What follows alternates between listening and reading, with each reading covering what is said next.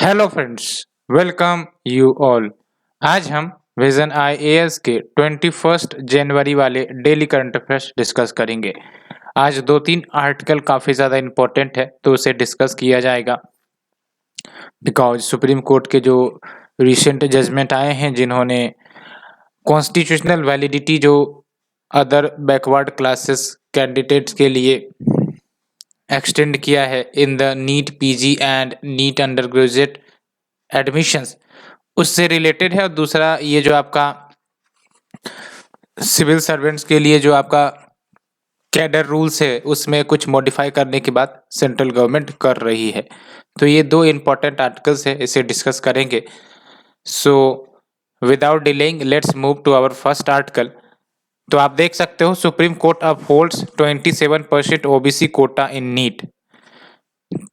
तो इस कंटेक्स्ट को आप समझ सकते हो कि कुछ समय पहले सेंट्रल गवर्नमेंट ने जो 27% ओबीसी कोटा है वो NEET undergraduate postgraduate admission के लिए एक्सटेंड कर दिया था और इसी चेंजेस को सुप्रीम कोर्ट में चैलेंज किया गया था एंड उसके बाद सुप्रीम कोर्ट का फैसला अभी फिलहाल आ गया है। एंड क्या इस फैसले में बातें कही गई हैं उसे हम डिस्कस करेंगे, but let's move to the syllabus first. तो आप देख सकते हो अगर हम बात करें सिलेबस की तो welfare schemes for vulnerable section of the population by the centre in the states and performance of these schemes, इसमें से आपका ये कवर होगा mechanism laws institution bodies constituted for the protection and betterment of these vulnerable section. तो basically मैंने आपको बताया supreme court ने कॉन्स्टिट्यूशनल वैलिडिटी ओबीसी कैंडिडेट्स के लिए जो कोटा वाली बात थी, रिजर्वेशन वाली बात थी within the NEET PG and NEET undergraduate all India quota seats बहुत 2021-2022 एडमिशन इसको अपहेल्ड किया है, यानी कि सही ठहराया गया है। और सुप्रीम कोर्ट ने कहा है कि जो reservation is not at odds with merit but further it's distributive consequences. Simply कहने का मतलब ये है कि रिजर्वेशन जो दी गई हैं it does not go against merit, ये जो है डिस्ट्रीब्यूटिव कंसिक्वेंसेस को इनहेंस करती है, डिस्ट्रीब्यूटिव जस्टिस को प्रमोट करती है। डिस्ट्रीब्यूटिव जस्टिस का मतलब ये हुआ कि जैसे हमारे सोसाइटी में डाइवर्स पर्सन है, डाइवर्स पर्सन उनके डिफरेंट नीड्स से क्लेम्स है, जैसे हम सोशली बैकवर्ड क्लासेस की बात करते हैं या फिर अदर वल्नरेबल सेक्शन की बात करते हैं, तो डिस्ट्रीब्यूटिव जस्टिस का मतलब ये हुआ कि जो भी बर्डन है बेनिफिट है सोशल कॉपरेशन का वो सब डिस्ट्रीब्यूट किए जाए डाइवर्स पर्सन के बीच। तो यहाँ पर आप देख सकते हो जो वल्नरेबल सेक्शन रहे हैं, चाहे वो ओबीसी कह लो या फिर अदर जो आपके सेक्शंस है, उन सब को ये रिजर्वेशन की बेनिफिट दी जाती है सो दैट जो हिस्टोरिकल ऑपरेशन इन्होंने झेले हैं इतिहास में या फिर जो सोशल स्टिग्मा इन्होंने झेला है उनसे इनको निजात मिल सके। तो ये होता है डिस्ट्रीब्यूटिव जस्टिस का मतलब, ठीक है। तो डिस्ट्रीब्यूटिव जस्टिस यानी कि fair distribution of the burdens and benefits of social cooperation among diverse person. And supreme court ने सर्टेन रीजंस भी दिए हैं to approve the 27% OBC reservation. तो पहली बात तो ये कहा गया है कि जो आपका article number 15 class 4 and article 15 class 5 है, ये एक्सेप्शन नहीं है आर्टिकल 15 क्लास 1 का, बिकॉज ये जो आर्टिकल्स है ये खुद कहती हैं कि भाई साहब सब्सटेंशियल इक्वलिटी होनी चाहिए, यानी कि जो एग्जिस्टिंग इनइक्वलिटीज है उसको खत्म करने के लिए स्टेट जो है इस प्रकार के रिजर्वेशंस प्रोवाइड कर सकते हैं। तो पहली बात तो ये कही गई है ना। दूसरी इंपॉर्टेंट बात ये है merit can not be reduce to narrow definition of performance, यानी कि ये जो मेरिट की बात हम करते हैं किसी भी कंपटीशन एग्जामिनेशन में, ये सिर्फ परफॉर्मेंस से लिंक नहीं किया जा सकता, बिकॉज अगर हम सिर्फ परफॉर्मेंस से लिंक करेंगे तो ये फॉर्मल इक्वलिटी ऑफ अपॉर्चुनिटी लेकर आएगी। फॉर्मल इक्वलिटी ऑफ अपॉर्चुनिटी का मतलब ये हुआ कि हम social backwardness of certain groups उनको हम नेग्लेक्ट कर देते हैं, लेकिन वही जब हम पॉजिटिव रिजर्वेशन लेकर आते हैं तो जो वल्नरेबल सेक्शन है उनको भी कहीं ना कहीं इक्वल अपॉर्चुनिटी प्रोवाइड की जाती है, equal level playing field provide करने की बात होती है। इसलिए ये बोला गया है merit can not be reduced to narrow definition of performance. सिर्फ परफॉर्मेंस के आधार पर मेरिट को नहीं लिंक किया जा सकता। या फिर जो नेक्स्ट स्टेटमेंट आप देख सकते हो, किसी भी एग्जामिनेशन में हाई स्कोर्स किए जाते हैं, it does not also mean merit should be socially contextualise, यानी कि जो मेरिट की जब हम बात करते हैं तो इसमें सोशल कंटेक्स्ट का भी ध्यान रखने की जरूरत है। बिकॉज जब हम सोशल कंटेक्ट का ध्यान रखते हैं तो इससे सोशल गुड्स जैसे इक्वालिटी प्रमोट होती है ना, डिस्क्रिमिनेशन खत्म होने का एक फीलिंग्स, या फिर यूं कह सकते हो कि कंटेक्स्ट सामने निकल कर आता है। तो ये बातें हैं। और सुप्रीम कोर्ट ने साथ ही साथ अजय भूषण पांडे कमेटी के रिकमेंडेशन को भी एक्सेप्ट किया है। और इस कमेटी ने रिकमेंड की थी कि जो ईडब्ल्यूएस कोटा यानी कि इकोनॉमिकली वीकर सेक्शन कोटा वाले जो पॉपुलेशन आते हैं उसके लिए जो इनकम लिमिट है कि अगर आपका 8 लाख या फिर इससे कम की इनकम है तो आपको ईडब्ल्यूएस कोटा के बेनिफिट मिलेंगे, तो उसको भी एक्सेप्ट किया गया है for the current admission cycle. ठीक है। और नीट की बात करें तो आपको पता है ये मेडिकल एंट्रेंस एग्जाम होती है और ये एक प्रकार से यूनिफॉर्म एंट्रेंस टेस्ट है अक्रॉस द कंट्री। एंड वैसे तो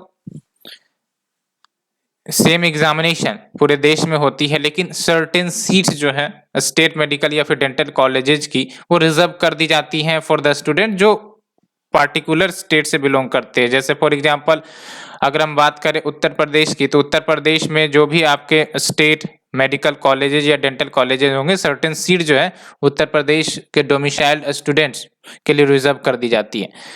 बाकी जो रिमेनिंग सीट्स हैं, let's say 15% seats in the under graduate and 50% seats in the post graduate, ये स्टेट के द्वारा सरेंडर कर दी जाती हैं ऑल इंडिया कोटा के लिए। यहाँ पर सारे स्टेट्स के जो स्टूडेंट्स हैं आ सकते हैं। ठीक है, तो इसे हमने डिस्कस किया। साथ ही साथ ये जो रिजर्वेशन है ओबीसी के लिए and economically weaker section categories के लिए with in the all India Kota, अब ये मेडिकल कॉलेजेस में मिलने लगेंगी from the current academic year, because supreme court का फैसला आ चुका है। ठीक है, तो reservation of OBC and EWS category student वो अब ऑल इंडिया कोटा के अंतर्गत आ जाएंगी और ये फिर मेडिकल कॉलेजेस में अवेलेबल हो जाएंगी from the current academic year. तो ये हमने फ्रेंड्स आर्टिकल नंबर 1 डिस्कस किया। Let's move to the article number 2, revised rural area development plan formulation and implementation guidelines released. तो क्या गाइडलाइंस में बातें की गई हैं उससे हम डिस्कस करेंगे, लेकिन सबसे पहली बात सिलेबस तो देख सकते हो, government policies intervention for development in various sectors and issues arising out of the design and implementation. तो ये जो गाइडलाइंस है मिनिस्ट्री ऑफ पंचायती राज के द्वारा रिलीज की गई हैं और ये जो आपका RADPFI गाइडलाइंस है इसका बेसिक ऑब्जेक्टिव यही है कि प्लान्ड स्पेशल डेवलपमेंट हो so that overall integrated development villages का किया जा सके। What do mean by planned special development? इसका सिंपल सा मतलब है डिसेंट्रलाइज्ड प्लानिंग, है ना, जैसे लोकेशन बेस्ड प्लानिंग, बिकॉज हर एक लोकेशन हर एक रीजन की अपनी अपनी नीड्स होती है। ठीक है, तो one size fits for all ये नहीं चलेगा, इसीलिए special development planned special development की बात की जाती है कि भाई साहब लोकेशन के नीड्स के आधार पर प्लानिंग होनी चाहिए, तो इस पर फोकस किया गया है। अब स्पेशल प्लानिंग की क्यों जरूरत है? पहली बात तो ये कही जा रही है कि भाई साहब हमारे देश में या फिर ग्राम पंचायत में अनप्लान्ड स्पेशल डेवलपमेंट होता है, यानी कि there is no location based planning and development, that's why हमें स्पेशल प्लानिंग की जरूरत है। दूसरी इंपॉर्टेंट बात, अर्बनाइजेशन एरिया धीरे धीरे एक्सटेंड हो रही है, दैट्स व्हाई हमें प्रॉपर प्लानिंग की जरूरत है। अलोंग विद सेंसस टाउन्स जो है धीरे धीरे विकसित हो रहे हैं। सेंसस टाउन्स आपको पता होगा स्टेट्यूटरी टाउन्स है, इसके लिए सर्टेन कंडीशन होते हैं जो प्रीलिम्स के लिए इंपॉर्टेंट है, जैसे 400 किलोमीटर 400 पॉपुलेशन पर स्क्वायर किलोमीटर की पॉपुलेशन डेंसिटी होनी चाहिए। दूसरी इंपॉर्टेंट बात, जो 75% at least 75% of male worker should be engaged in non agricultural works, ये दूसरी कंडीशन है। तो 2-3 कंडीशन होती हैं सेंसस टाउन्स के लिए, तो ये सेंसस टाउन्स भी इमर्ज हो रही हैं। तीसरा, quality of life sustainability of the gram panchayat को इम्प्रूव करने के लिए स्पेशल प्लानिंग की जरूरत है। Next is your reforms programmes जो भी लाए जाते हैं, जैसे स्वामित्व कह लो, रू urban, new changes in the state acts and amendments, along with disaster पर जो अब ज़्यादा से ज़्यादा फोकस किया जा रहा है, क्लाइमेट चेंज, रेजिलियंस कोड, इन सब को कहीं ना कहीं इंटीग्रेट किया जाए और इन सभी के लिए कहीं ना कहीं स्पेशल प्लानिंग की ज़रूरत है।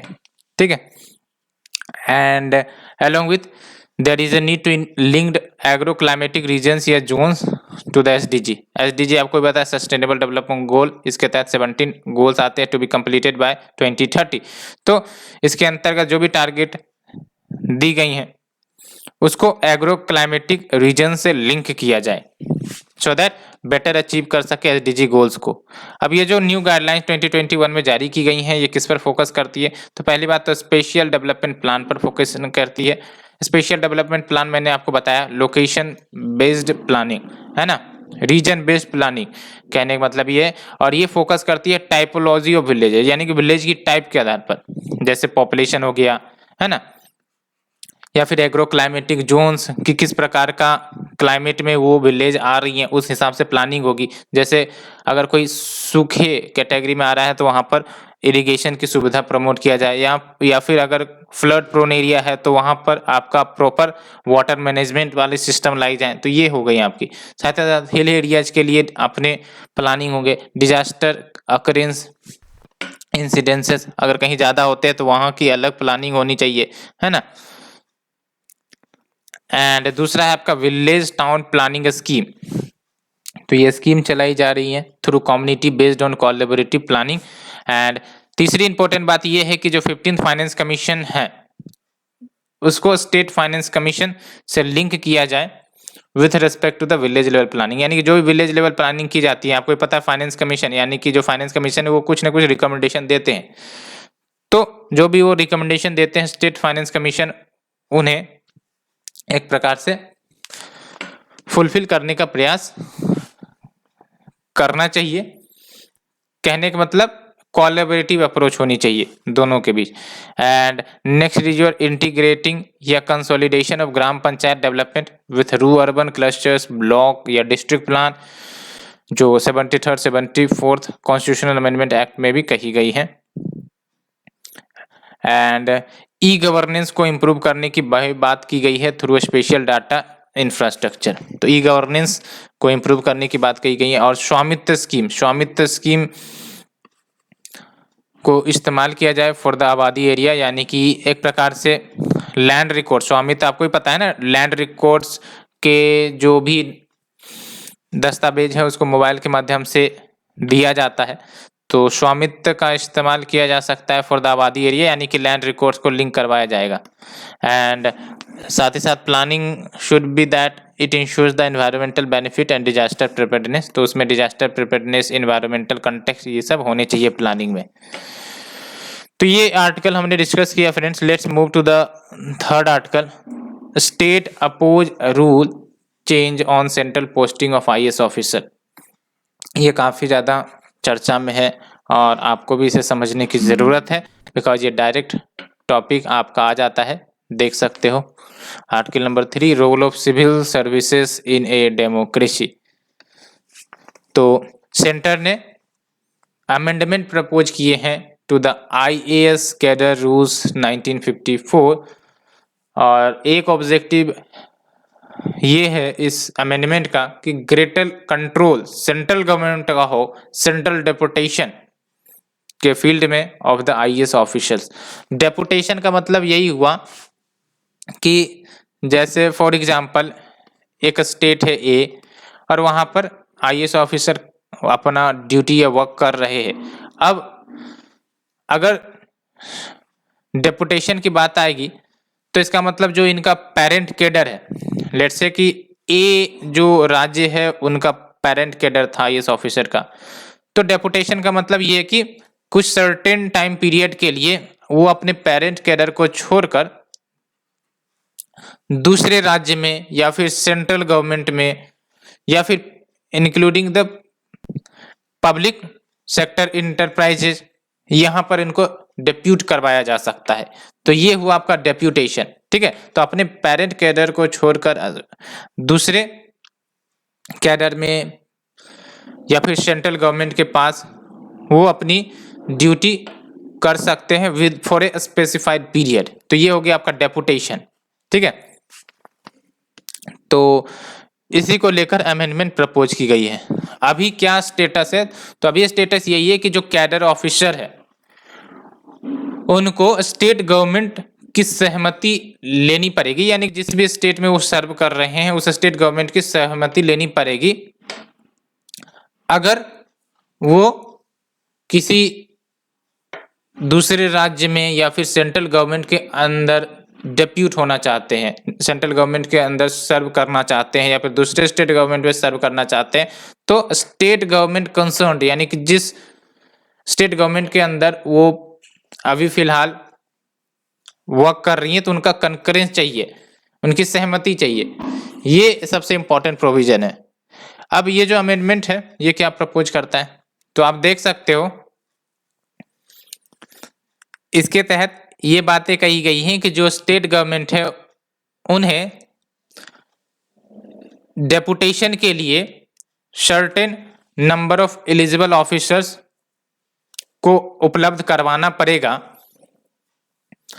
और ये जो नंबर ऑफ ऑफिसर्स उपलब्ध कराए जाएंगे वो बेस्ड होंगे प्रोपोर्शनलिटी के आधार पर by the number of officers जो स्टेट गवर्नमेंट के पास अवेलेबल है via which total authorised strength जो स्टेट कैडर की है at a given point of time. दूसरी इंपॉर्टेंट ये बात है कि अगर स्टेट अलाउ नहीं करता है, क्योंकि इसमें तो स्टेट गवर्नमेंट की कंकरेंस की बात है, हमने देखा इस रूल में, लेकिन अगर स्टेट गवर्नमेंट सेंट्रल गवर्नमेंट के डिसीजन को इफेक्ट नहीं करता है यानी कि उसको लागू नहीं करता है with in the specified period specified time, तो इसका मतलब जो ऑफिसर होगा वो ऑटोमेटिकली डेपुटेशन के लिए अलाउ हो जाएंगे। तो आप देख सकते हो officer shall stand relieved from the cadre from the date जो सेंट्रल गवर्नमेंट डिसाइड करेगी। क्लियर से कि सेंट्रल गवर्नमेंट ने डेपुटेशन के लिए ऑफिसर मांगे कि भाई साहब हमें 15 दिन के भीतर आप हम ये ऑफिसर दो, लेकिन स्टेट गवर्नमेंट ने नहीं मानी, तो फिर 15 दिन के बाद वो जो ऑफिसर है वो रिलाइव हो जाएगा फ्रॉम दैट कैडर, और इसके बाद वो सेंट्रल डेपुटेशन पर या फिर जहां सेंट्रल गवर्नमेंट उसे डेप्यूट करना चाहती है वहां पे वो चला जाएगा। ये दूसरा अमेंडमेंट प्रपोज किया गया है। और तीसरी इंपॉर्टेंट बात ये है कि स्पेसिफिक सिचुएशन में जहां पर जो कैडर ऑफिसर्स की सर्विसेज जरूरत होंगी सेंट्रल गवर्नमेंट को पब्लिक इंटरेस्ट के लिए, तो वहां पर क्या है, तो वहां पर स्टेट को सेंट्रल गवर्नमेंट के डिसीजंस को मानने पड़ेंगे with in a specified period. तो तीसरा भी आप दे सकते हो, पब्लिक इंटरेस्ट के लिए अगर सेंट्रल गवर्नमेंट डेप्यूट करवाना चाहती है सर्विस ऑफिसर्स को, कैडर ऑफिसर्स को, तो स्टेट को मंजूरी देनी पड़ेगी of the central government decision with in a specified period. अब स्टेट अपोज क्यों कर रहे हैं? तो पहली बात तो यही कि भाई साहब it is against the spirit of cooperative federalism, ठीक है। साथ ही साथ स्टेट की जो पावर है to veto IAS IPS officers central deputation, because अभी तो पावर है कि वो मना कर सकती है, तो ये पावर भी उनसे छीन लिया जाएगा, या फिर ऑब्जेक्शन भी नहीं लगा सकती एक प्रकार से स्टेट गवर्नमेंट अगर ये आपका जो रूल्स है पास हो गया तो ये इश्यू हो रही है, ठीक है। एंड देख सकते हो ये जो रूल्स लाई गई हैं it is all because centre जो है IAS एंड IPS ऑफिसर्स की कमी देख रही है, एंड स्टेट जो है दूसरी इंपॉर्टेंट बात ये कि अपने कैडर ऑफिसर्स को आसानी से रिलीज नहीं करना चाहती है। और यहाँ पर डाटा भी है department of personnel and training की, number of central deputation reserves जो IAS ऑफिसर्स के हैं 309 जो 2011 में थे, और अब मात्र 223 ही रहे हैं। तो एक तो कारण ये बताई जा रही है। तो ये हमने फ्रेंड डिटेल से डिस्कस किया। Let's move to the next article. India launches sleeve of infra and development project in Mauritius. तो इंडिया और मॉरिशस के बीच हम लोग रिलेशंस को डिस्कस करेंगे। तो ये आपका कवर होगा bilateral, regional, global groupings and agreements involving India and affecting India's interest. ठीक है, तो आप देख सकते हो इंडिया ने सोशल हाउसिंग प्रोजेक्ट इनोग्रेट कर दिया है, साथ ही साथ सिविल सर्विस कॉलेज की नींव भी रखी है and 8 megawatt solar PV farm project की भी नींव रखी है। तो ये इंडिया और मॉरिशस के बीच जो कोऑपरेशन है वो इन्हांस होने का एक प्रकार से अच्छा संकेत है। और दो एग्रीमेंट्स भी देखने को मिले हैं। एक तो 190 million dollar line of credit Mauritius को दी गई है so that metro express and other infrastructure project को इन्हांस किया जाए, इम्प्लीमेंट किया जाए। और दूसरा है आपका मेमोरेंडम ऑफ अंडरस्टैंडिंग यानी कि सिंपल एग्रीमेंट जो स्मॉल डेवलपमेंट प्रोजेक्ट्स को इम्प्लीमेंट करवाए जाएंगे। इंडिया मॉरिशस रिलेशन की बात करें तो आपको एक अच्छा फैक्ट है, याद रखना होगा कि इंडियन ओरिजिन पीपल है, लगभग उसमें 70% मॉरिशस पॉपुलेशन होते हैं, है ना। यानी कि जो इंडियन ओरिजिन पीपल है it comprises nearly 70% of the Mauritius population. तो 70% of the Mauritius population is what, Indian origin. ठीक है, और दोनों देशों ने comprehensive economic cooperation and partnership agreement भी 2021 में साइन किया था। ये देख सकते हो मॉरिशस का लोकेशन इंडियन ओशियन में है, ये आपका इंडिया है और ये आपका अफ्रीका है, मदगास्कर है और यहाँ पर आपका मॉरिशस है। ठीक है, और उसके ऊपर सेशल्स से आपको प्रीलिम्स के लिए याद रखना है मालदीव्स, नॉर्थ में फिर सेशल्स, फिर मॉरिशस आता है। ठीक है, एंड दोनों देशों ने सर्टेन एग्रीमेंट भी साइन किए हैं in the field of security, जैसे डॉर्नियर एयरक्राफ्ट के लेकर एंड एडवांस लाइट हेलीकॉप्टर ध्रुव उसको लेकर। एंड इससे पहले इंडिया ने 2016 में 353 मिलियन डॉलर का एक प्रकार से ग्रांट मतलब क्या है, पैसे वापस देने की जरूरत नहीं होगी, तो इतने मिलियन डॉलर का ग्रांट एक्सटेंड किया गया था भारत की तरफ से as a special economic package so that जो प्रायोरिटी प्रोजेक्ट है मालदीव में उसको एग्जीक्यूट करवाया जा सके। और मॉरिशस एक इम्पॉर्टेंट कंट्री है भारत के लिए to achieve the India's vision Sagar that is security and growth for all in the region so that secured regional architecture तैयार किया जा सके। और आपको ही पता है मॉरिशस जो है important sea lines of communication के पास एक काफी इम्पोर्टेंट कंट्रीज है, दैट्स वाई इनकी फ्रेंडली रिलेशनशिप इंडिया के साथ होनी बेहतर संकेत है। एंड अगर हम बात करें challenges for India Mauritius relations तो क्या चैलेंज है, तो पहली बात तो यही कि चाइना फैक्टर, चाइना का जो प्रेजेंस है, इन्फ्लुएंस है इंडियन ओशियन रीजन में बढ़ता जा रहा है। साथ ही साथ दूसरी इंपॉर्टेंट बात यह है कि round trip investment in India, round trip investment यानी कि जो ब्लैक मनी बाहर जाते हैं खासकर मॉरिशस सब में, तो वहां से फिर री इन्वेस्ट किए जाते हैं इंडिया में, तो इसी को कहते हैं round tripping of investment in India through Mauritius. तो ये दूसरा चैलेंजेस है, और भी चैलेंजेस हैं।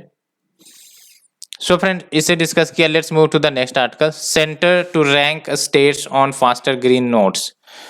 तो इसे डिस्कस करेंगे सबसे पहले आर्टिकल के सिलेबस की तरफ। तो ये आप देख सकते हो, ये जो आपका सिलेबस है कहाँ गया, इधर देख लो, इन्वायरमेंटल इम्पैक्ट असेसमेंट इससे एसोसिएटेड है। ठीक है, तो इन्वायरमेंट मिनिस्ट्री प्लान कर रही है कि state environment impact assessment authority जो इन्वायरमेंट इम्पैक्ट असेसमेंट को मॉनिटर करती है, तो ये जो हर एक स्टेट में state environment impact assessment authorities हैं उसको रैंक किया जाएगा कौन से ग्राउंड पर, कि कितनी तेजी से वो इन्वायरमेंटल क्लियरेंस डेवलपमेंटल प्रोजेक्ट को दे पाती है। और ये जो आपकी अथॉरिटी है इसका बेसिक काम क्या है, इन्वायरमेंटल क्लियरेंस देना for the infrastructure developmental industrial project. यानी कि लेट्स से कोई लोकेशन में कोई डेवलपमेंटल प्रोजेक्ट्स आनी है, अब वहाँ पर क्या होगा, इन्वायरमेंट इम्पैक्ट असेसमेंट करवाई जाएंगी। अब based on that assessment project के लिए अप्रूवल या फिर डिसअप्रूवल होती है। ठीक है, तो कितनी जल्दी कोई स्टेट इन्वायरमेंट के लिए environment impact assessment authorities clearance दे पाती है, उस आधार पर उनकी रैंकिंग होगी।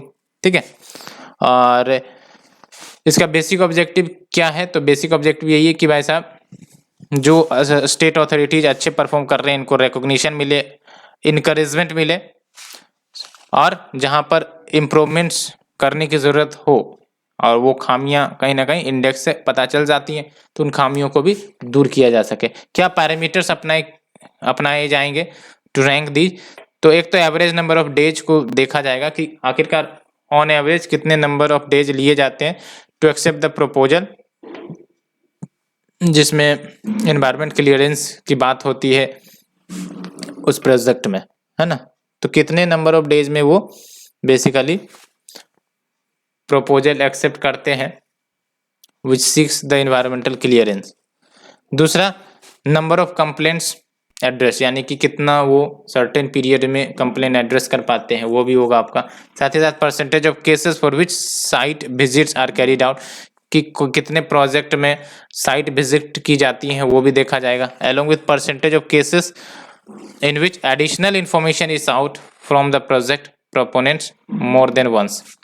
And next is your disposal percentage of proposals seeking fresh or amended terms of reference that are older than 30 days, and disposal percentage of the proposals जिसमें fresh या फिर amended environment clearance की दरकार है that are older than 120 days, है ना। तो ये आपके डाटा फैक्ट हैं, पैरामीटर्स, वो आप प्रीलिम्स के लिए आपको याद रखने पड़ेंगे। हालांकि इतने डिटेल में तो नहीं पूछे जाते पैरामीटर्स के आधार पर क्वेश्चंस। ठीक है, एंड कंसर्न्स वही है कि भाई साहब ये जो आपका state environment impact assessment authorities है ना, उनकी अथॉरिटी वीकेंड हो सकती है। कैसे? बिकॉज हम टाइम लिमिट लगा रहे हैं कि भाई साहब इस इंडेक्स के माध्यम से हम रैंक करेंगे कि कितने जल्दबाजी में प्रोजेक्ट क्लियरेंस दे दी जाती है। तो इसका मतलब क्या होगा, जो अथॉरिटी जो हड़बड़ी में होगी कि भाई साहब चलो जल्दी से जल्दी क्लियरेंस दे दे, तो ऐसे में क्या होगा, तो फंक्शनिंग जो है प्रभावित हो जाएंगी। और इतना ही नहीं, ये जो रेटिंग सिस्टम है वो वायलेट करती है कॉन्स्टिट्यूशनल रिस्पॉन्सिबिलिटी को जो सेंट्रल गवर्नमेंट को दी गई है टू प्रोटेक्ट द एनवायरमेंट, क्योंकि बर्डन शिफ्ट कहीं ना कहीं आप देख सकते हो इन अथॉरिटीज के पास हो रही है। और ये जो प्रोसेस है ये साइंटिफिक रिगर को अंडरमाइन करता है द डिसीजन मेकिंग प्रोसेस। तो फ्रेंड्स ये हमने ऑल द आर्टिकल डिस्कस किया, hope you liked it, and आज के लिए इतना ही friends. Thank you very much for the discussion.